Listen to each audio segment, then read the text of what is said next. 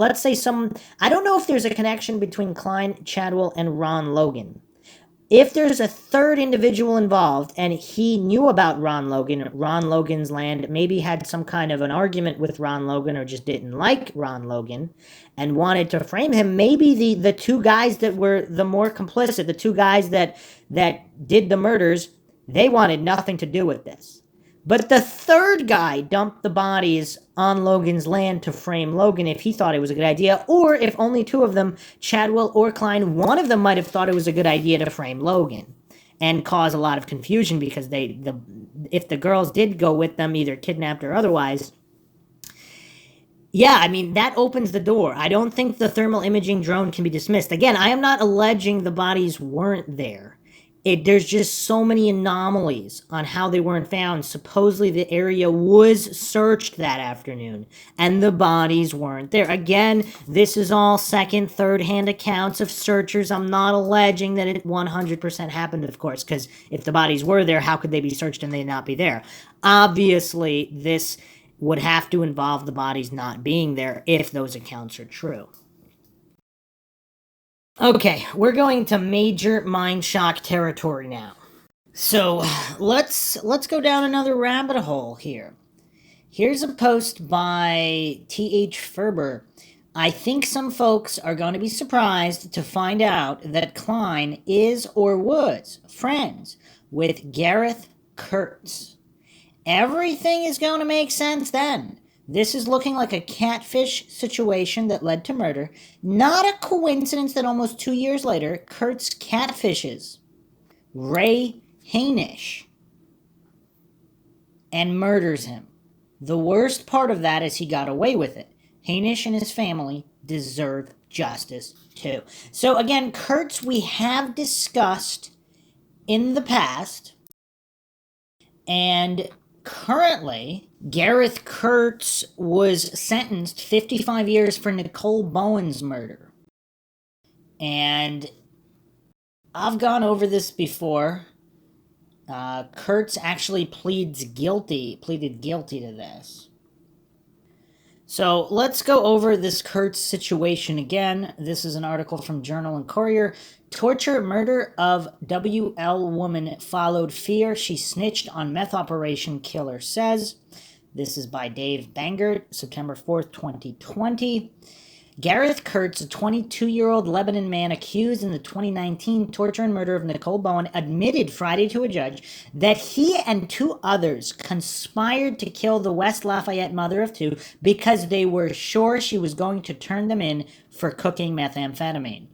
Kurtz said he and Ashley Garth, a Delphi woman also charged with murder, and a friend named Jason Palladino, a White County man, not Caucasian County, a White County man, the name of the county is White County, who prosecutors have not charged but say remains a person of interest, conspired to get Bowen, 30, to a trailer north of Catland on the night of March 29, 2019.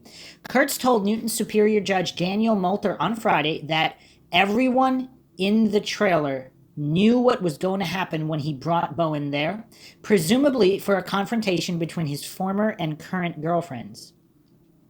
Speaking so quickly in court that Moulter asked him to slow down, Kurtz said that after Garth got into a fist fight with Bowen that night, Kurtz stepped in and subdued Bowen with a chokehold before he and Garth teamed up to strangle her. She snitched on me, Kurtz told Newton Superior Judge Daniel Moulter. It was selfish, but...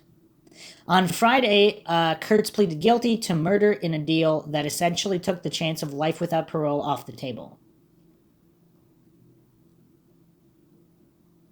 Kurtz had been scheduled for trial later in September. Moulter sent a sentencing date in January 2021, but Jeff Drinsky, Newton County prosecutor, said the terms of the plea deal call for 55 years in prison. The murder charge, had the case gone to trial, would have carried up to 65 years in prison. Drinsky has filed for life without parole in the case, saying that there were elements of torture in Bowen's death. Before Kurtz, shackled and dressed in Newton County Jail orange jumpsuit, left the courtroom, Drinsky asked Cheryl Samuels, Bowen's mother, if she agreed with the terms of the plea. Samuels, wearing a turquoise t-shirt emblazoned with Justice for Nicole on the front, nodded. "I'm ready for it to be over," Samuels said later, parked in the Newton County Courthouse Square, ready to make the 45-minute drive back to her home in Battle Ground. Since initial charges were filed against Kurtz and 4 others in connection with the daughter's death, she and family members, always dressed in the t-shirts of Bowen's favorite color, hadn't missed what turned out to be more than a dozen court hearings. "I'm just ready for it to all be over," Samuels repeated. "We're accepting of the plea, let's put it that way." The other 4 people accused of playing roles in the Harrison High School graduate's death remain in custody as of Friday, according to jail records. Court documents offered more background to Kurtz's testimony Friday. Documents detail how Kurtz told police he drove Bowen to Jasmine Parker's trailer on Newton County Road, a few miles north of Ketland, the night of March 29th. Kurtz told police that he knew Garth, his girlfriend at the time, was there. Kurtz also told police he wanted the women to hash it out or fight it out. According to documents filed December 2019 with her murder charge, after DNA evidence suggested she played a larger role in the crime beyond instigating a fight, Garth told police that she considered Bowen a rival and an enemy because she was the other woman in Kurtz's life. Kurtz told police that Bowen was reluctant to go in the trailer. At some point while inside, Garth and Bowen got into it. As they fought, Kurtz told police he stepped in. Court documents claim Kurtz told police that he and Garth then strangled Bowen before wrapping her in a blanket. Kurtz said he enlisted help and drove her into rural Newton County. Bowen's body was found by a property owner the following afternoon in a storage trailer that had been converted into a hunting shack in a spot near Newton County Road. And, okay. Wow. Okay, we have another shack reference here. Drinsky and Garth had a plea. Drinsky said Garth has a plea agreement pending that would drop the murder charge for a felony charge of assisting a criminal. Drinsky said that charge carries a maximum of 6 years in prison. He said Garth is scheduled to take a polygraph test next week, leading up to her next court date, October 21st. 3 other people have been charged in connection with Bowen's death. Talitha Beckley, 38-year-old Monticello woman who prosecutors say was in the trailer home that night, and Christopher Mathis, a 28-year-old Kentland man who was recruited to help Kurtz hide Bowen's body, have been charged with assisting a criminal level 5 felony that carries possible prison sentences of 1 to 6 years. Mathis also was charged with obstruction of justice. Mathis, who Drinsky said is also up for a polygraph test next week, has a pending plea deal and is scheduled for sentencing October 23rd. Beckley has asked for a trial on her charges. Beckley's next court appearance is scheduled for a hearing October 19th. Parker, 35, pleaded guilty October 2019 to assisting a criminal after she admitted that she was in her home that night, but had hidden in another room when Bowen was killed. The plea agreement came with a 1-year prison sentence on a charge that carries a sentence of 1 to 6 years, along with 4 years for being a habitual offender. Kurtz's claim that Palladino was involved was the first in public in the case.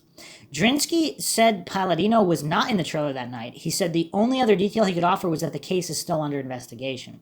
Efforts to reach Palladino were not immediately successful Friday.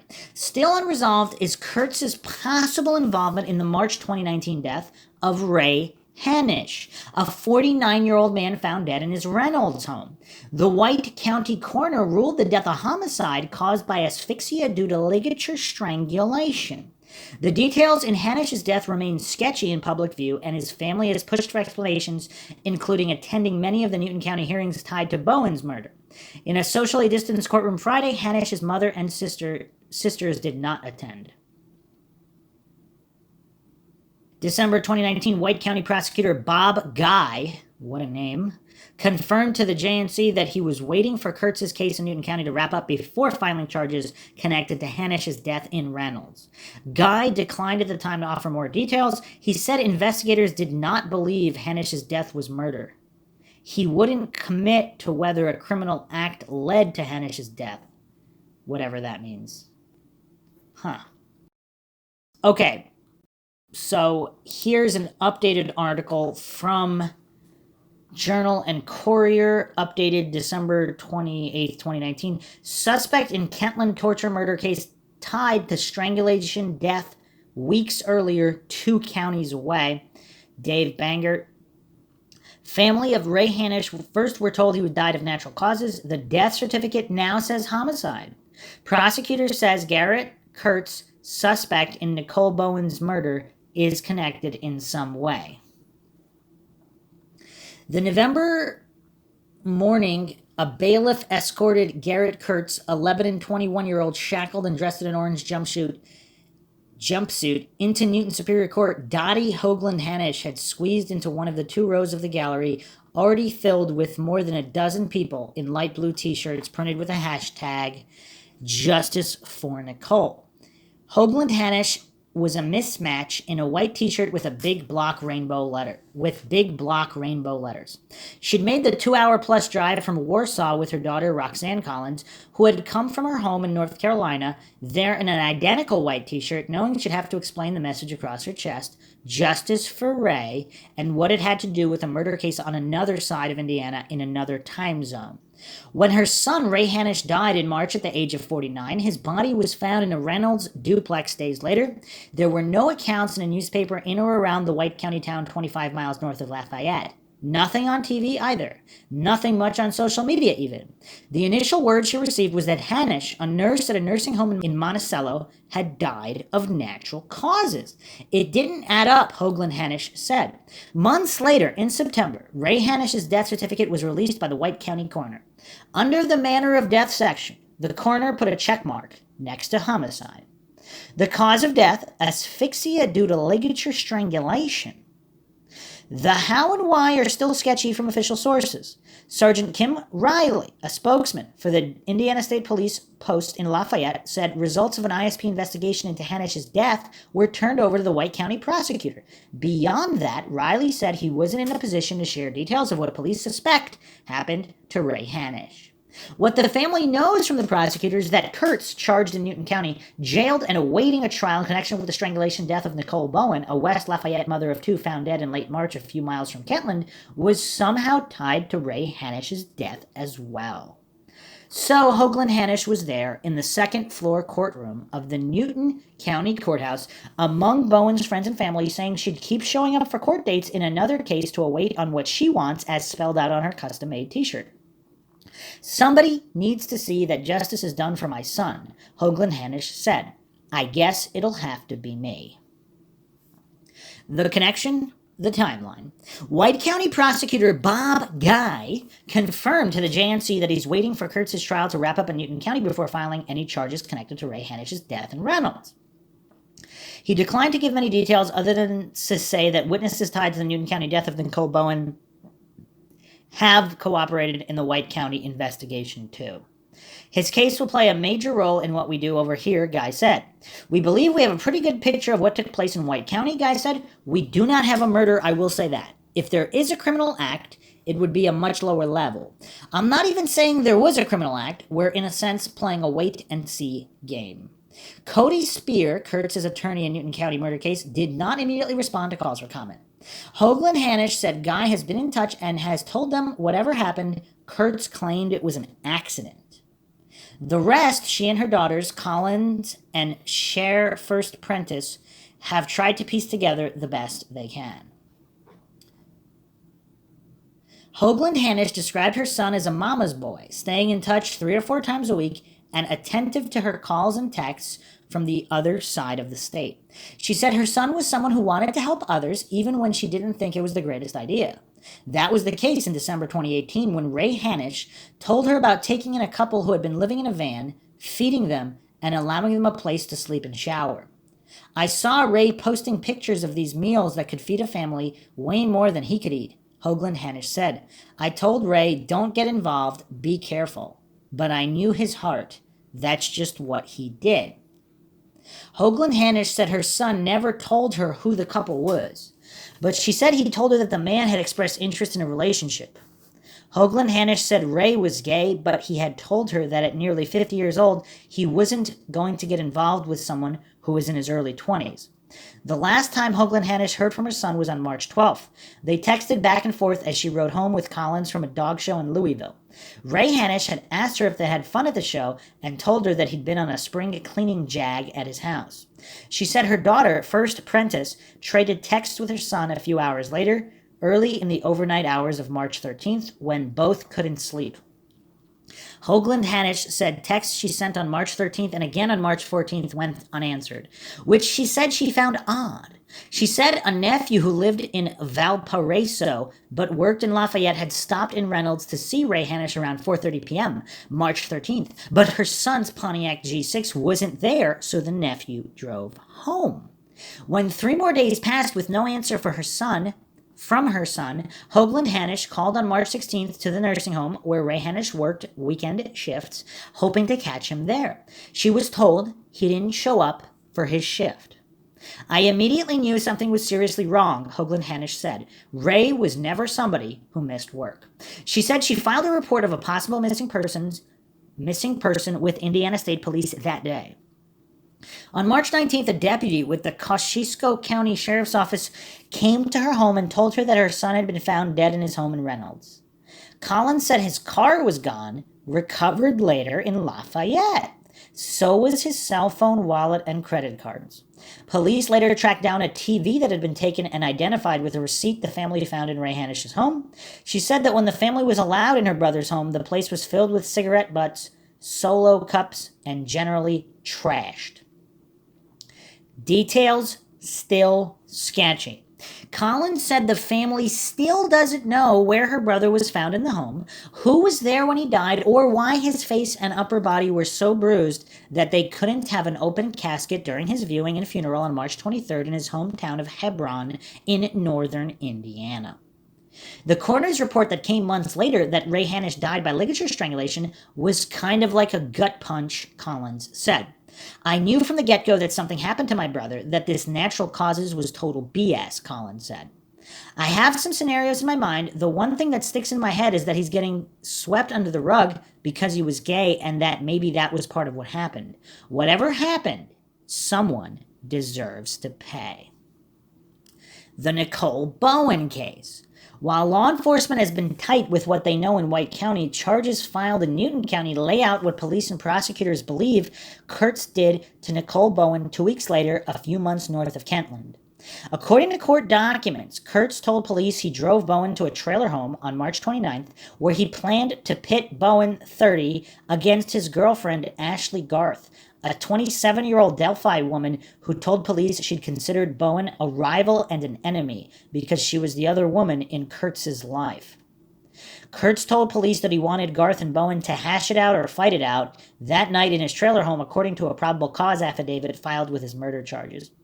It seems like he's into older women and much older men regarding Garth Kurtz, if all of this information is to be believed. According to court documents, Kurtz jumped into the fray, putting Bowen in a chokehold until she passed out. Investigators say Kurtz wrapped a scarf and an extension cord around her neck so tightly that the end of the extension cord broke because he did not want Nicole to wake up. After wrapping Bowen's body in a blanket and packing tape, Kurtz told investigators he recruited help from Christopher Mathis, a Kentland man, to dump her body. On December 18th, Newton County prosecutor Jeff Drinsky upped Garth's charges from assisting a criminal to murder and conspiracy to commit murder, when DNA evidence suggested she played a bigger role than first told. According to court documents filed that day, Kurtz said Garth tied a knot in the extension cord. I know you're going to need this, she told him, and her fingerprints were found on the roll of tape used that night. Drinsky said a plea deal offered to Kurtz, one that Bowen's family members were told included a 45-year prison sentence, was taken off the table. Drinsky said he plans to go for life without parole, claiming Kurtz tortured Bowen. Kurtz is expected back in court January 6th to set a trial date. Garth is expected in court again January as well to deal with the new charges. 3 others, including Mathis, have been charged or sentenced in connection with assisting Kurtz in Bowen's death. In Carroll County, another case. Kurtz also faces an unresolved case in Carroll County from 2019. There he was charged with strangulation, accused of ambushing Garth and choking her until she passed out several times on January 20th at her home near Delphi, according to court documents. In the probable cause affidavit filed with the charges, Garth told police that Kurtz told her that he was not kidding about killing her, referencing earlier messages he had sent her. The court documents also say Kurtz denied Garth's version of the story, telling police that he'd been defending himself when she got mad and attacked him when he tried to borrow her cell phone. That case has its next hearing in February, according to Carroll County court records. That is kind of weird, though. So these two criminals who are being charged with killing another human being, one of them also has charges against the other. Man, this is one warped and twisted case. As for Ray Hanish's case, Guy said the Newton County case against Kurtz has to come first. Obviously, you'd have to decide the value of charging someone and bringing them back over if that person in fact received a larger sentence, a more lengthy sentence in another county, Guy said. Obviously, the family was very concerned about what had taken place, as they should have been, Guy said, and we've shared with them as much as we possibly could and answered their questions to this point. Everyone wants justice for their family member if there's been a criminal act. I told them we'd make a decision as soon as we could. Colin said she wants to see charges in her brother's death. I'm not stopping until we find out what happened to Ray, Colin said. Somebody did my brother wrong. Right now, we're supporting Nicole's family. It's all we can really do. Hoagland Hanish said she checks up on theories about her son's death on the Facebook group called Justice for Ray Hanish, even though it isn't easy to read. It's like somebody sticking me with a pin. That's how it is reading about my son's death day after day. She said about questions about whether there was something sexual in nature in Ray Hanish's death or that he might have been hanging around the wrong people. Even if he was, she said, he doesn't deserve to die from it. Hoagland Hanish said she'll keep making the drive to Kentland whenever Kurtz's case is on the docket. She said she'll be there for the trial, too, when that happens. I'll be in that t-shirt, Hoagland Hanish said. Ray deserves justice, too, you know. So, that is the background on Kurtz. He's been associated with the Delphi case as well on numerous occasions. I've gone over him in the past. So let's look at his MO here. So here's yet another post from the Libby and Abby subreddit by an astute researcher, big statistician. Garrett Kurtz used a fake Grindr account to meet up with Ray Hanish, then killed him and staged the scene. Though the motive is not clear, it was very calculated and targeted.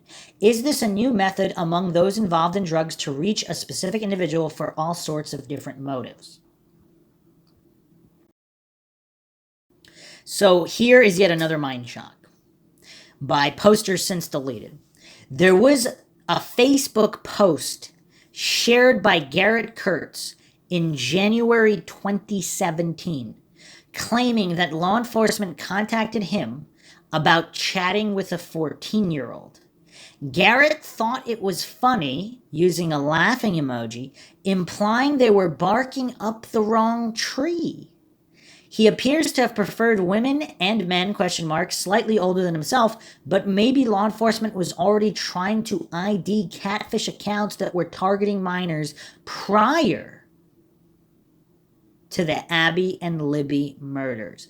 Now, this is curious as well. So this is the month prior to the murders, and they're contacting Garrett Kurtz regarding some possible catfishing activity.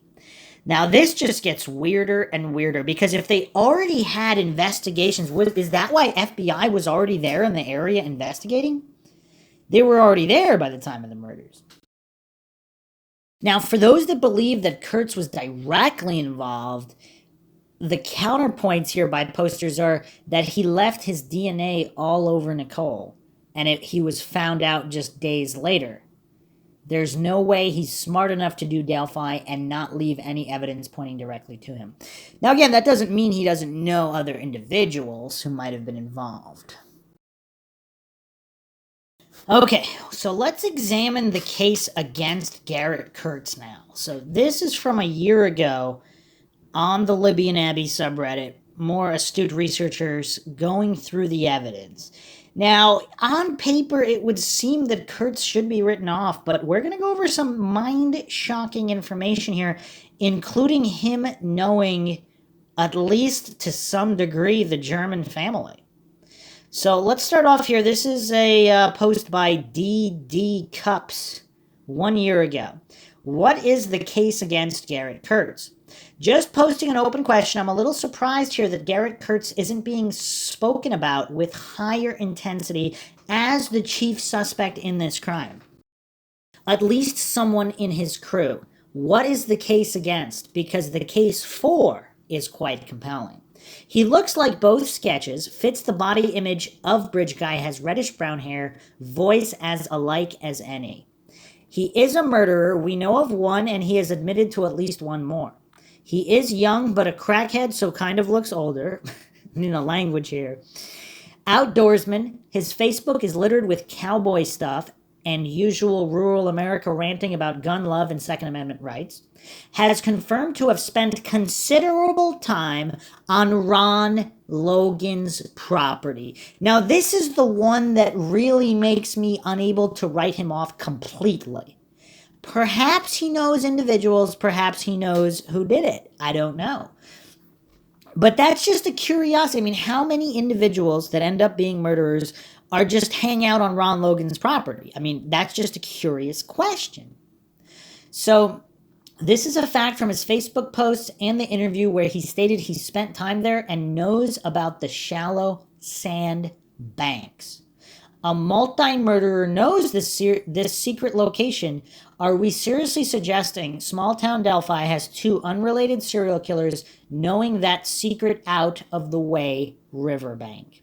It's hard enough to find a Delphi connection, yet we have a connection to the same spot and a killer off his head on drugs. Police go in a different direction to a younger suspect 2.5 weeks after Garrett is known to authorities to the Bowen murder. Sketch 2 is also a dead ringer for his accomplice. Just a rumor, but apparently he didn't leave the house for 5 days around the killings. His Facebook photos are dark between January and June 2017. Before and after, he is a very frequent Facebook poster and photo uploader. Has stated in an audio interview posted here, police have tried to cut a plea deal with him over the murders, and he failed a polygraph. When asked if he killed the girls, his response was, "There's no evidence that says that," or words to that effect. That, to me, is a weird response over, "No, I'm not a child killer." Someone theorized he may have just wanted to kidnap or rob them. Then when he realized he vaguely knew the girls, he panicked and killed them. Sounds plausible. Now, wow, because here on Mindshock, I mean, we go over almost pretty much every theory out there. We actually have not gone over the theory that this was supposed to be a stranger crime, but when the perpetrator actually realized he might have known one or both of the girls, now he might have felt he had to kill them in order to not be turned in, whereas he thought he might have been targeting random people on the trails. Again, I'm not saying that theory is more or less likely than any other, but it's one that hasn't really been discussed, because the two that are discussed are that the killer knew them, catfish type situation, or stranger crime, the killer did not know them. But what if it was intended to be a stranger crime, but it turned out that the perpetrator did know one or both of them? Anyway, finishing up the post here, some of that stuff is very telling. A serial killer that looks like the sketch has spent time on Ron Logan's property in particular. Come on, how is he not being scrutinized the way Daniel Nations was? What am I missing? A post here, of course he's the most viable suspect by far. It's not even close. I'm convinced they just don't have usable DNA and he won't confess. Every observation you've made, especially the accomplice's resemblance to the second sketch, has also come to my mind when considering Kurtz. I think the second sketch unveil was a play by law enforcement to scare the accomplice in the Bowen murders into flipping on Kurtz. Until they charge someone else, Kurtz is the bridge killer as far as I'm concerned. Another post by poster since deleted. I think you have made all good points. Watching his jail videos, he just didn't strike me as bridge guy, but I could be completely wrong. I would not be surprised if it turned out that he had knowledge or was involved. The other thing I wonder about is his girlfriend. She kind of looks the most like bridge guy out of all of them.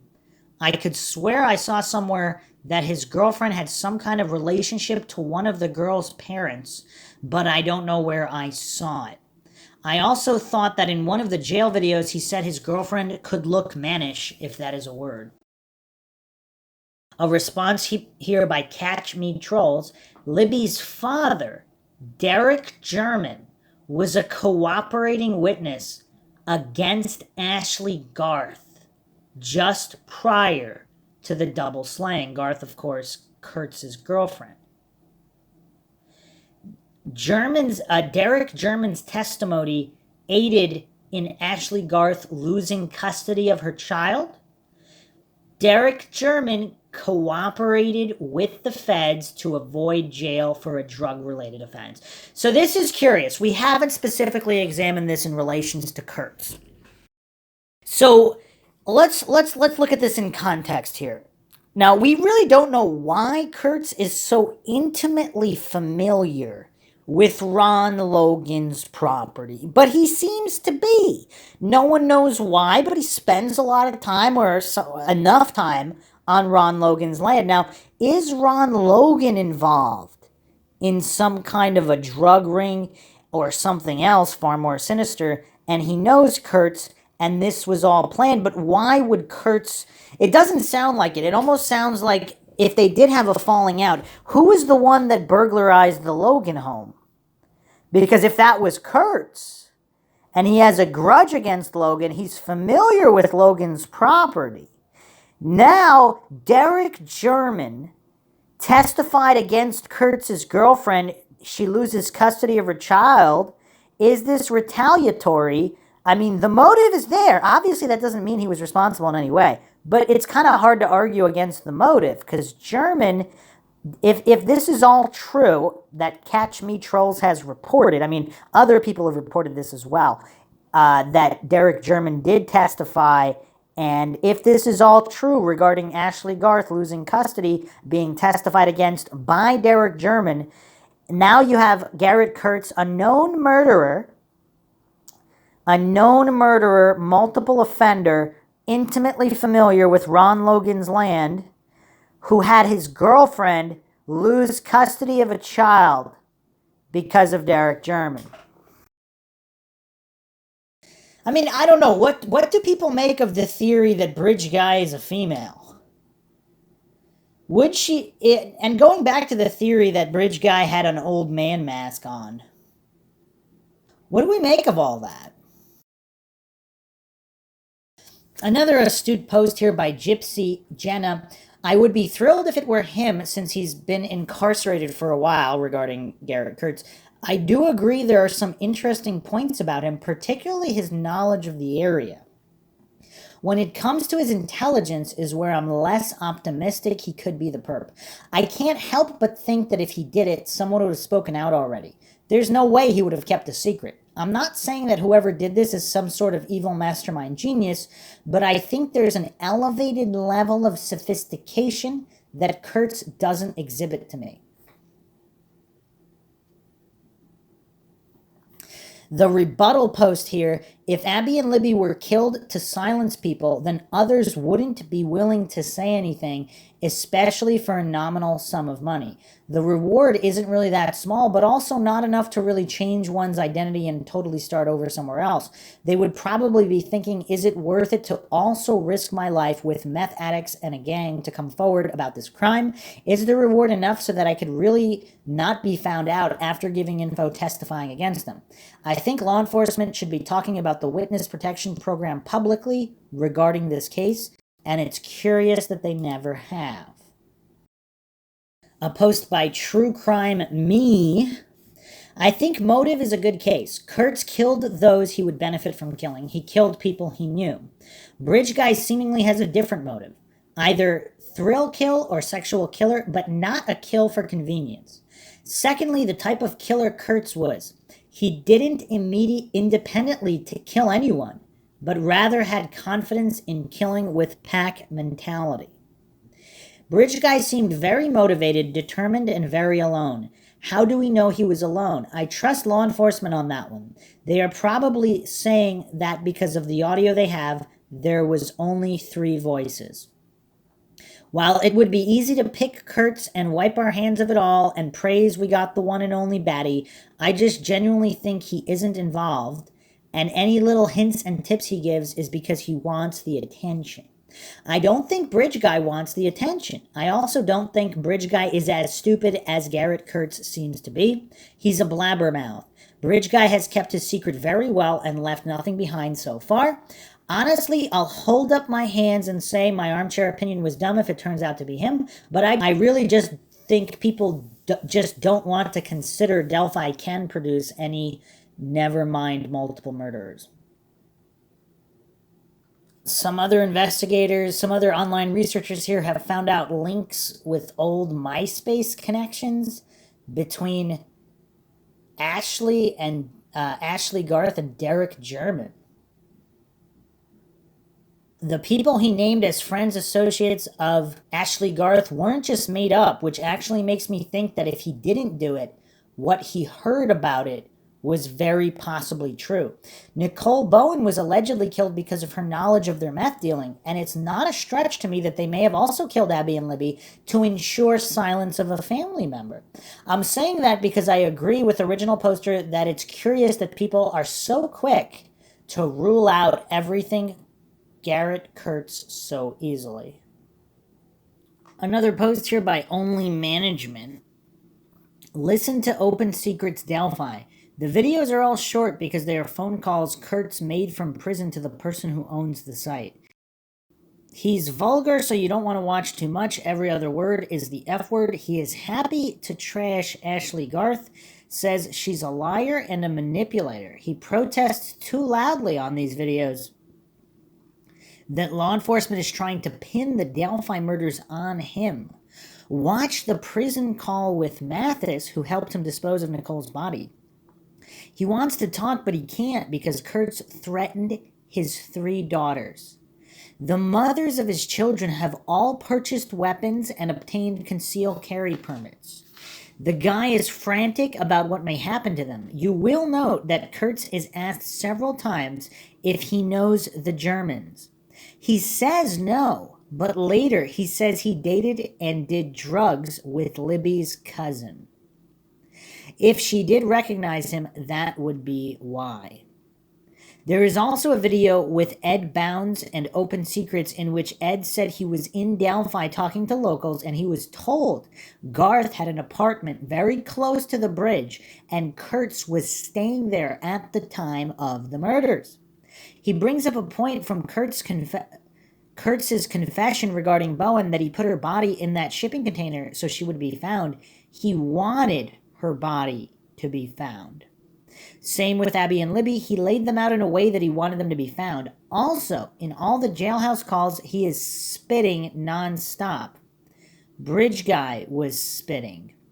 He tells the interviewer he has no hair, sketch can't be him. He had curly hair and cut it off after the sketch came out. Further, the shipping crate he placed Bowen in looks like a shack, and that is why the police referenced the shack. They wanted Kurtz to know they were talking to him. I think Kurtz's mother knows all. Crack her and the case is solved. Kurtz is very explosive and you can see that in all of the videos. He even strangled Garth one night until she blacked out. Did it more than once that night. He did that to a person he claimed to love every day on Facebook. He is my POI of choice. Interesting points there. I mean, if there is a connection with a cousin of the German family, I believe other people said that he liked photos that someone in the German family was posting on Facebook as well, so he might have connections to the German family. And a few more rumors here. Again, I'm not claiming anything is true or untrue. If this is all true, it would be very, very damning and possibly also explain his intimate knowledge of the Logan property. But someone stated here he used to go to church. He's written prayers on his Facebook feed, aligns with the conscience comment from Carter. So, you know what? Is it possible that Carter and the law enforcement thought it was Kurtz, so they were talking to him at some of the press conferences? But it's not him, but they thought it was. Does that explain some of these comments? Supposedly, Kurtz worked on the Mears property right next to the bridge there. And supposedly the Mears have denied that, but here's the thing. Would they deny it? Yet another interesting post here from the profile guy. Kurtz's colleagues are as interesting as anything. Mathis wasn't there but heard from Kurt, who was there because he knows his DNA and fingerprints are not there. He knows the murder weapon. Mathis is a mid-level drug dealer. Not the manufacturer, but close. He is trusted within the group. Mathis has been around a bit, although he made a mistake that might have labeled him an informant. I don't think Mathis was called for until the Bowen's body was removed. Jasmine Parker. If Nicole was murdered for being a snitch, then most likely Parker catfished her.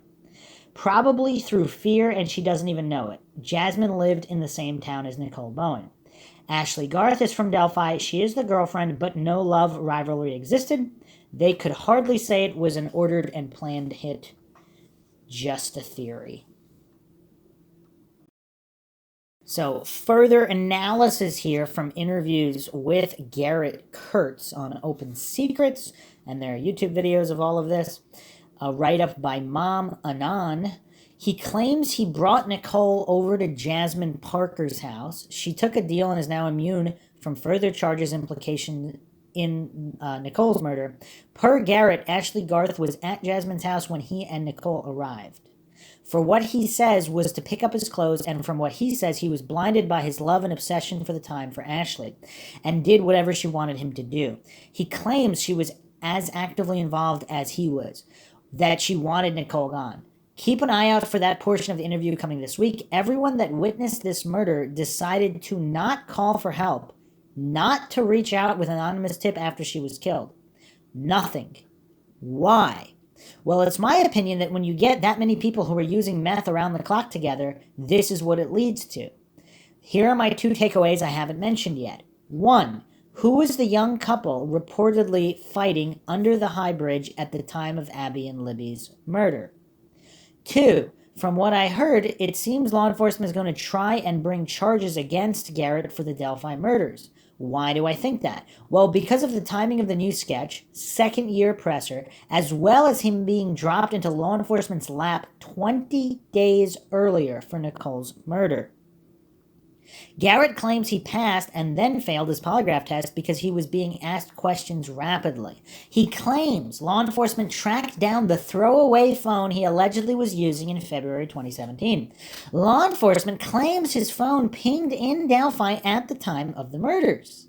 And after his polygraph showed deception, the 45-year deal offered to him in the murder of Nicole was taken off the table immediately following that. I'm convinced that if he is suspected of being Bridge Guy, law enforcement thinks that one of the co-defendants in Nicole's murder charge is aware or suspicious of him and possible involvement in Delphi. How many coincidences before it's mathematically impossible? If Garrett is being honest and has nothing to do with the killing of Abby and Libby, it means that there would have had to have been 2 serial killers that happened to be on Ron Logan's property the same month and year of Delphi slayings. Anyway, sorry guys, I'm kind of taking this out with myself on here, so I'm much info I'm processing at once. Counterpoint here, another thing is Kurtz is the one giving the info. Maybe the cops are lying to him about failing the polygraph. It's a thing they are allowed to do, unfortunately. Lie to a suspect to see if he will incriminate himself. I find it funny that he says the one cop was nice to him, giving him the old good cop, bad cop routine. Okay. And they let him smoke a cigarette. And someone responded they gave him the cigarette to get his DNA off of it.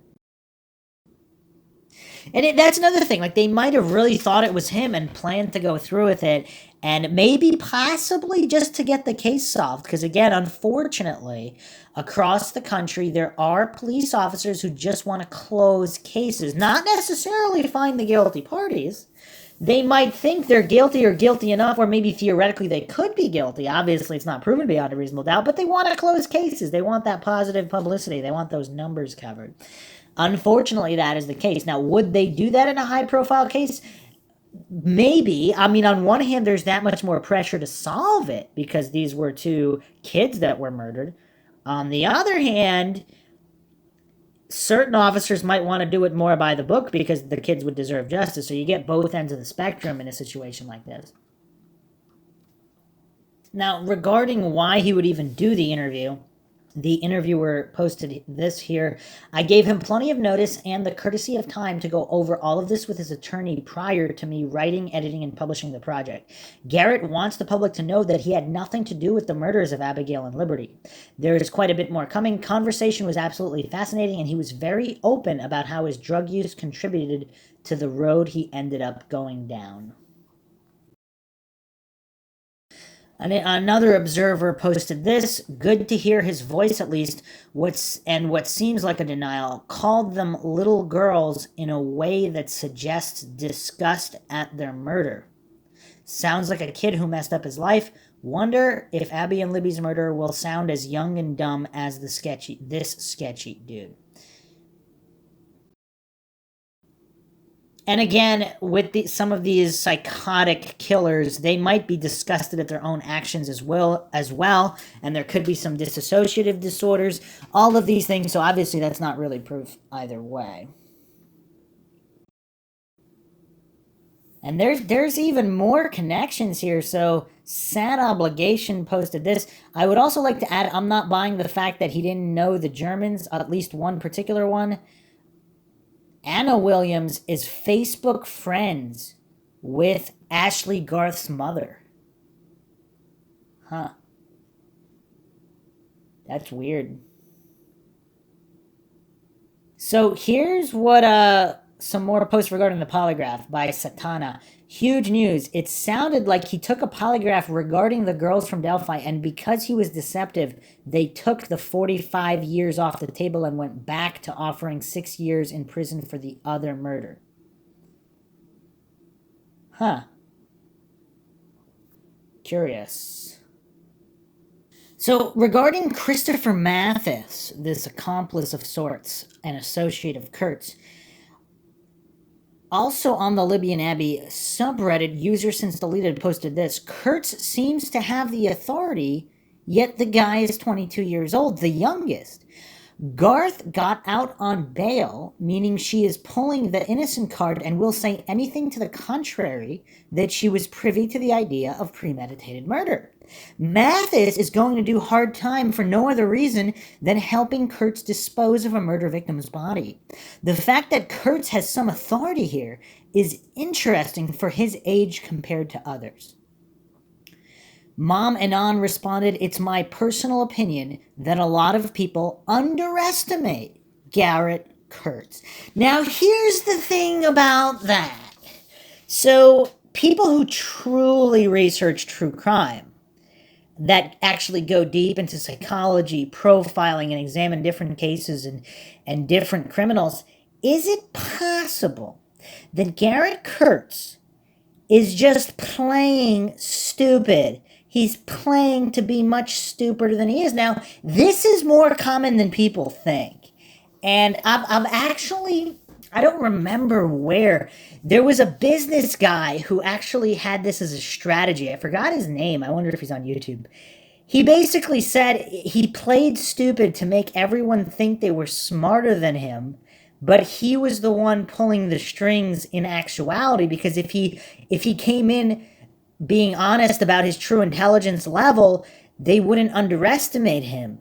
They would have their guard up higher, whereas he played so stupid that they were a lot more relaxed around him, and they didn't believe that he would be trying to exploit them on all these business deals. Now, is that the case for certain criminals? where they play stupid, but they're the true string pullers. Also, is it possible that Kurtz is just very unintelligent in certain areas, but there's one or two things where he's just almost kind of like an idiot savant of sorts, where there's just certain things that he does well, and that has enabled him to pull off more crimes than what he was caught for. Now, in a drug-induced stupor, is it possible he also does reckless crimes, but then he's also committed all these other crimes nobody knows about? Again, I'm not claiming anything is true or untrue. I'm just putting that possibility on the table because there are certain people that play stupid. Now, here's another super dark theory. This was posted by Mary Jane Evermont. Ashley Garth has the nose. I don't know if she's referring that to Ashley Garth being Bridge Guy, but she posted this. Who was Libby having trouble with at school? I read she was on the outs with some friends and wanted to make up. Was she lured there? How was one subdued while he killed the other? I really think they are doing a great disservice by not releasing shoe size, right or left-handed. I believe 100% they have shoe prints of this guy. Now, that's a curious theory regarding being on the outs with certain friends, because as dark as it is, young teens have, and even younger, have killed their friends over spats, over seemingly nothing to adults, but in their undeveloped minds, it justified murder somehow. So is that a factor? I don't know.